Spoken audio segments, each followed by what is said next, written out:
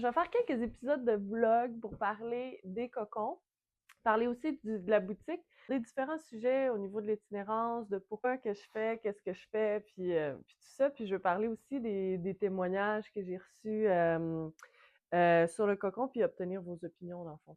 On y va. Premier témoignage. Je nommerai peut-être pas les noms, là, mais il y a plein de monde qui ont été super fins de me répondre. Une amie qui me disait que c'est une bonne idée, c'est créatif, tout ça, mais ce qui est intéressant, c'est que c'est une belle démarche verte. Fait qu'au niveau de comment le cocon est fait, c'est complètement en matière en deuxième vie. Ce qui constitue le cocon est en économie circulaire. Fait que c'est des matières qui étaient destinées au centre d'enfouissement ou à être récupérées de différentes manières, mais là, moi, je viens les approprier pour faire les cocons. Donc, on l'a en premier, puis merci à tous les partenaires et les collaborateurs. Je vais les nommer en rafale, les collaborateurs. Hockey Sherbrooke, Agri-Récup, en collaboration. Agri-Récup, c'est avec l'éco-centre du Val-Saint-François. Brother. Donc, toutes les matières qui constituent le cocon sont recyclées, surcyclées plutôt. On a les gilets de hockey.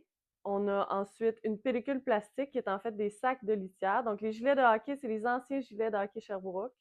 La pellicule de plastique, c'est des sacs de litière ou de l'entoilage, comme quand on voit là, les guimauves dans les champs, les balles de foin dans le coin qui sont entourées. Fait qu'on va tester, est-ce que c'est mieux les sacs de litière, je pense, parce qu'ils sont plus épais, versus l'entoilage d'une balle de foin qui va constituer la partie imperméable du cocon. À l'intérieur, on a du styromousse qui est fourni par Brother. Brother nous a aussi fourni des machines à coudre. Fait que merci pour le soutien. Puis le styromousse, c'est ce qui fait l'isolant.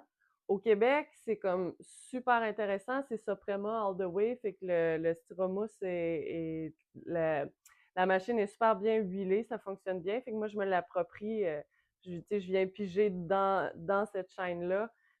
Puis ensuite, on repart, c'est toujours plastifié, puis ensuite les gilets de hockey.